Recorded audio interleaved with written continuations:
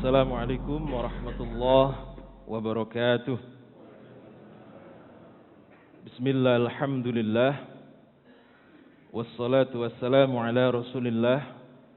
La hawla wa la quwwata illa billah. Amma bad.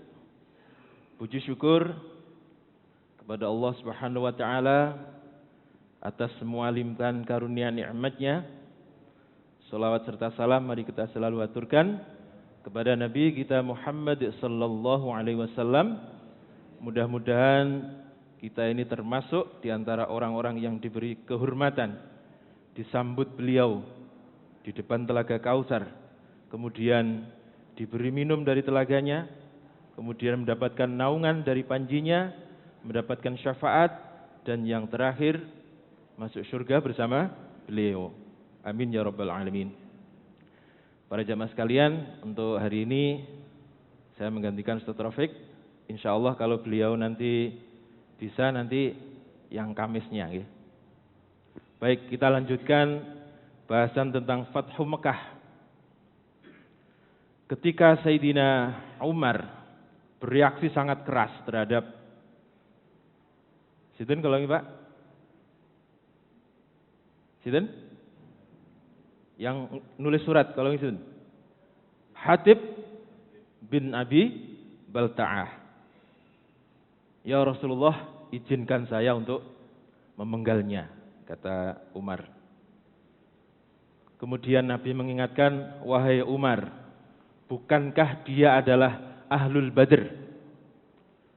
Bukankah dia adalah orang yang ikut di dalam perang Badar?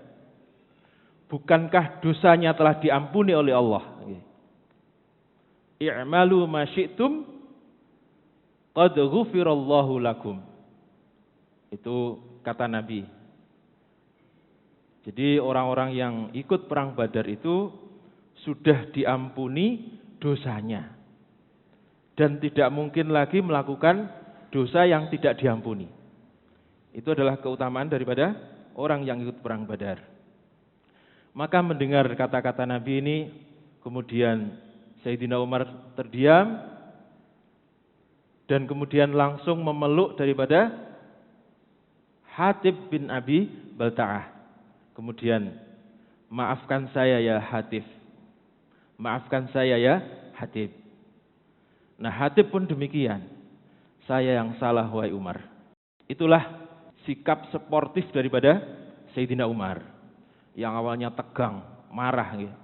Begitu mendengar kata-kata Nabi, begitu mendengar Quran, begitu mendengar hadis, maka secara spontan gitu.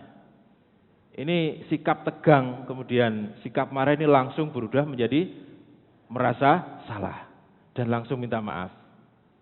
Ini adalah salah satu daripada kelebihan para sahabat. Jadi tidak gengsi, Pak. Habis marah-marah terus tahu bahwa itu tidak sebuah kesalahan, terus mau minta maaf, gengsi biasanya. Ini rata-rata kita begitu, nggih. Ya menen-menen golek gak marah gitu. Itulah yang dicontohkan oleh para sahabat. Jadi begitu mulianya sahabat-sahabat yang ikut perang Badar. Derajatnya sangat tinggi. Nah, perlu kita ketahui bahwa sahabat itu jumlahnya puluhan ribu. Jumlahnya puluhan ribu. Kemudian dari puluhan ribu itu kemudian ada yang derajatnya tinggi, yaitu kaum muhajirin dan kaum ansor. Kaum muhajirin itu orang-orang Mekah yang hijrah ke Madinah, dan kaum ansor itu adalah orang yang menolong kaum muhajirin. Dan menolongnya tidak tanggung-tanggung, Pak. Yang dulu-dulu sudah pernah kita bahas itu. Jangankan makanan, rumah dibagi, kebun dibagi, bahkan ditawari istri. Luar biasa. Abdurrahman bin Auf itu, kemudian setelah dipersaudarakan dengan kaum Ansor, itu ditawari, wahai Abdurrahman, saya punya 2 kebun yang luas, yang subur. Silahkan lihat-lihat dulu, pilih yang mana. Saya juga punya 2 rumah. Silahkan lihat-lihat dulu, pilih yang mana. Yang milihkan bukan orangnya, tetapi disuruh milih sendiri. Kemudian saya juga punya istri lebih dari 1, 2. Akan saya ceraikan kalau memang engkau mau, dan nanti setelah masa iddah silakan dinikahi. Luar biasa berbaginya itu. Ansor dan Muhajirin. Nah, dari kaum Ansor dan Muhajirin itu kemudian ada lagi yang mulia, yaitu orang-orang yang ikut dalam Bai'atur Ridwan, yaitu sumpah setia ketika mau perjanjian Hudaibiyah.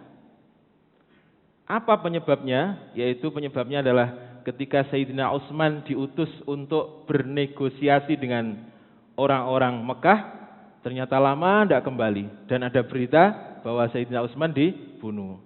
Akhirnya Nabi kemudian bersumpah setia, kalau Utsman dibunuh maka kita harus membalasnya. Kira-kira jumlahnya 1.400-an. Nah, dari 1.400 itu kemudian ada yang lebih mulia lagi derajatnya, yaitu orang-orang yang mengikuti perang Badar. Pinten Pak jumlahnya kemarin? Yang ikut perang Badar berapa? 300-an itu Pak, 300-an. Nah, dari 300-an itu kan terdiri dari Ansor dan Muhajirin. Dipilih lagi yang derajatnya tinggi lagi, yaitu orang yang ikut Bai'atur Ridwan dan ikut perang Badar sekaligus hijrah. Luar biasa nggih. Nah, dari yang terkecil ini, orang ikut perang Badar, kemudian ikut hijrah, Bai'atur Ridwan, berarti orang-orang Mekah ini, kemudian dipilih lagi yang mulia, yaitu 10 sahabat yang dijamin masuk surga. Kapan-kapan kita bahas satu persatu ini. Dan dari 10 itu kemudian ada sahabat yang mulia, yaitu 4 yang menjadi khalifah. Dari 4 itu kemudian yang mulia atau yang paling mulia dari para sahabat itu adalah 1. Sinten Pak? Sayyidina Abu Bakar. Maka Sayyidina Abu Bakar ini disebut dengan khiyar min khiyaris sahabah. Jadi pilihan daripada pilihan sahabat. Sahabat yang paling mulia yaitu Sayyidina Abu Bakar. Nah, kira-kira ngoten. Baik, kita lanjutkan. Nah, selesai menyelesaikan permasalahan daripada hadis ini, kemudian keluarlah pasukan dari Madinah yang berjumlah 10.000 pasukan, yang semuanya menggunakan kendaraan atau tunggangan. Jadi baru kali ini Madinah mengeluarkan pasukan yang berjumlah sekian dan menggunakan kendaraan semua. Bahkan perang Badar dulu, yang jumlahnya hanya sekitar 300 itu, kendaraannya hanya 1/3 dari jumlah yang ikut, sehingga gantian, naiknya gantian. Nah, para jamaah sekalian, dengan keluarnya pasukan daripada Madinah, ini rahasia masih tetap terjaga. Mau kemana belum ada yang tahu, kecuali hanya sebagian orang. Tetapi luar biasanya sahabat itu adalah mereka tetap patuh. Mungkin kalau kita ya ngajak kok gak diomongin nanti, mau aku kira-kira begitu ya. Ngajak ya diomongin nanti, tujuannya jelas, engko ndang dijak ke sana. Tetapi mereka percayanya kepada Nabi ini begitu luar biasa, cintanya kepada Nabi luar biasa. Sehingga kata-kata orang Ansor itu ketika mau perang Badar itu, walaupun engkau terjun ke laut pun saya tanpa harus bertanya. Luar biasa sahabat ini. Nah, walaupun mereka ikut, tetapi dalam hati kan mereka-reka, ini kira-kira kemana ini? Maka yang mereka terka adalah menuju ke suku Hawazin. Siapa suku Hawazin ini? Jadi suku Hawazin ini sudah mempersiapkan diri untuk menyerang Madinah. Nah, setelah itu Khalid bin Walid yang memang ditugasi untuk yang bagian depan, ini menangkap mata-mata daripada suku Hawazin. Nah, semakin yakin ini sahabat ini, oh berarti kita mau memerangi suku Hawazin. Dan ternyata setelah sampai wilayah Hawazin ini masih lanjut Pak. Oh ternyata enggak.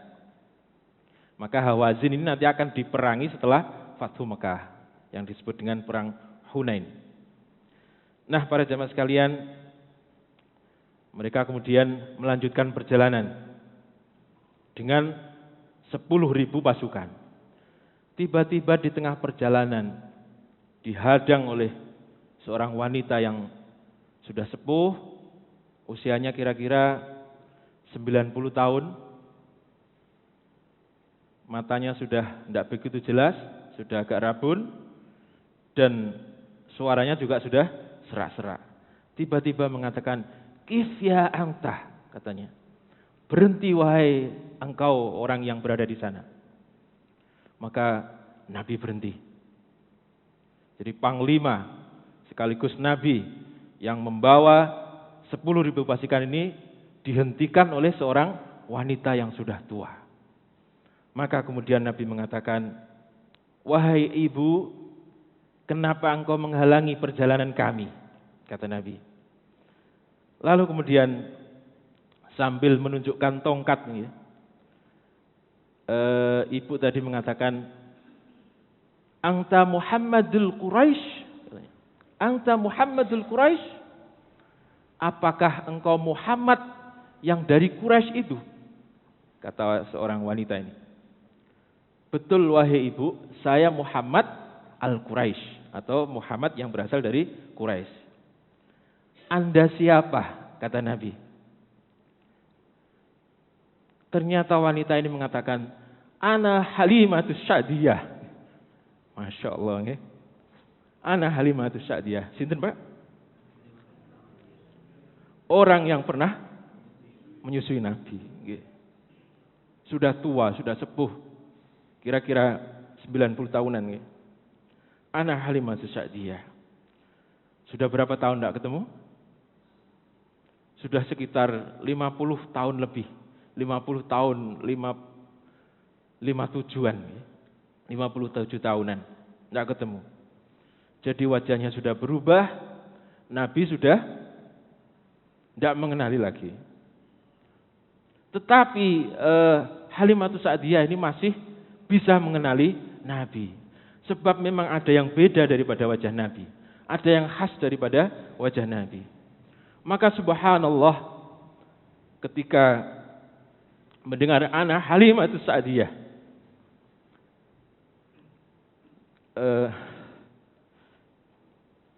Nabi kemudian meloncat dari ontanya, kemudian merangkul erat-erat ini ibu, sambil mengatakan, "Ummi, Ummi, ibuku, ibuku." Kira-kira begitu. "Ummi, Ummi, ibuku," sambil meloncat dan memeluk erat seorang wanita ini, wanita tua. Maka kemudian 10.000 pasukan ini turun dan berhenti. Yang asalnya masih di atas onta atau di atas kuda masing-masing. Kemudian turun untuk menghormati daripada Halimatus Sa'diyah ini. Maka kemudian Nabi mencopot sorbannya, kemudian menggelarnya dan menundukkan Halimatus Sa'diyah. Kemudian mengecup keningnya, kemudian mencium tangannya, dan beliau mengatakan, "Halla taslami ya ummi." Bersyahadatlah wahai ummi, wahai ibuku. Insyaallah saya akan menolongmu di akhirat nanti.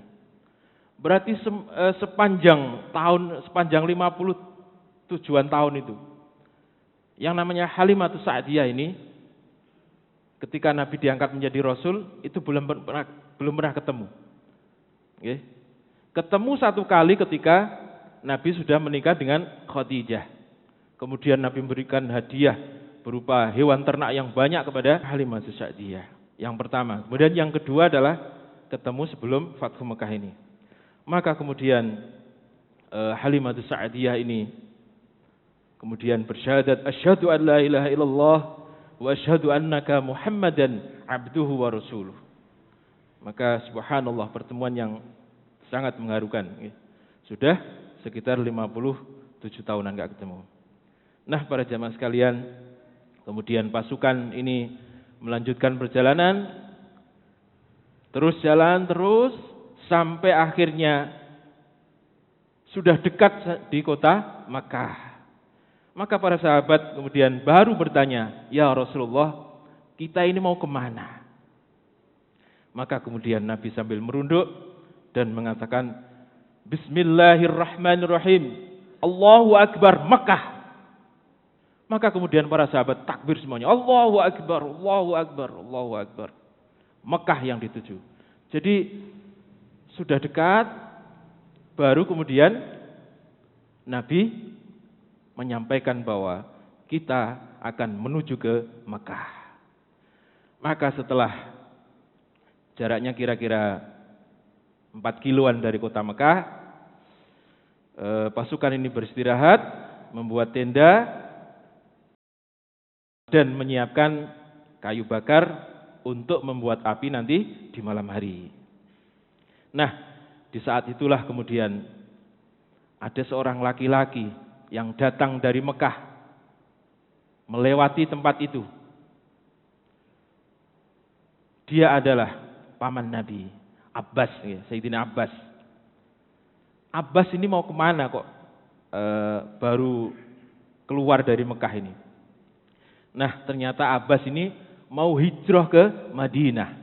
Dan beliau pun tidak mengetahui bahwa pasukan Muhammad, pasukan ponakannya itu sedang berada di sekitar Mekah. Begitu melihat pasukan yang sebanyak itu, kaget heran.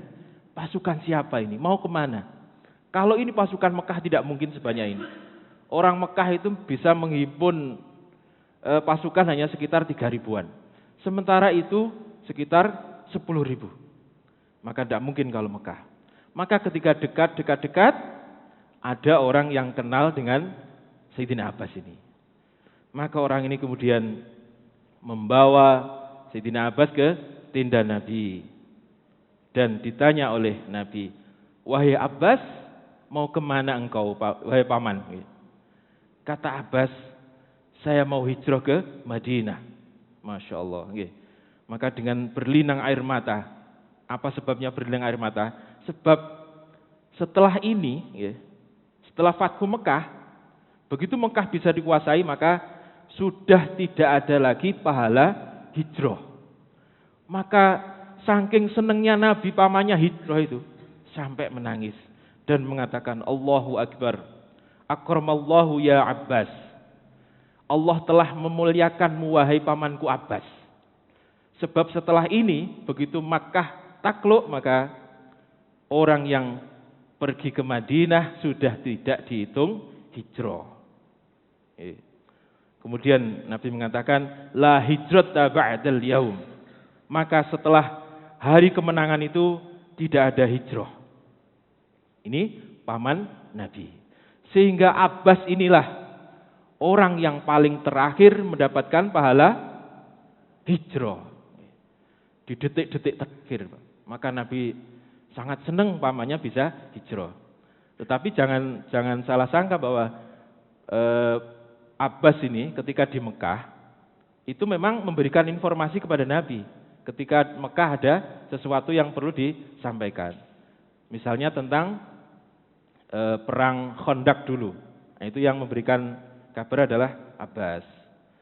Maka kemudian Abbas mengatakan kepada Nabi, "Ya Muhammad, wahai ponakanku, pasukan ini mau kemana? Kita ini mau memasuki Mekah, wahai paman." Maka kata Abbas, "Demi Allah, kalau sampai orang Mekah berani melawan pasukan ini, pasti mereka akan tumbang semuanya." Sebab Abbas melihat pasukan yang jumlahnya begitu besar itu. Lalu Abbas mengatakan, "Ya Rasulullah, izinkan saya untuk kembali ke Mekah untuk mengabarkan kepada mereka agar mereka menyerah saja daripada harus melawan. Sebab kalau melawan pasti kalah." Itu yang disampaikan oleh Abbas. Dengan pertimbangan kalau menyerah berarti tidak ada pertumpahan darah. Maka Nabi mengizinkan pamannya Abbas untuk memberitahukan kepada orang Mekah. Sebab kalau nggak diberitahu, mereka akan mengatakan, wah paling berapa yang dibawa Muhammad itu? Paling ya 3.000, kira-kira begitu. Maka begitu dikasih tahu dengan jumlah yang sekian, sementara mereka belum siap-siap, maka mereka akan memilih untuk menyerah. Itu maksudnya daripada Abbas. Nah, para jamaah sekalian, Abbas kemudian ganti kendaraan dengan menggunakan ontanya Nabi supaya lebih cepat dan lebih dipercaya bahwa memang dia itu disuruh oleh Nabi. Nah, kita tinggalkan Sayyidina Abbas yang kembali ke Mekah. Kita ikuti Abu Sufyan sekarang. Abu Sufyan yang masih berada di Mekah. Jadi Abu Sufyan ini mulai dari datang ke Madinah kemarin nunggu-nunggu berita. Ini bagaimana kok nggak ada kabar?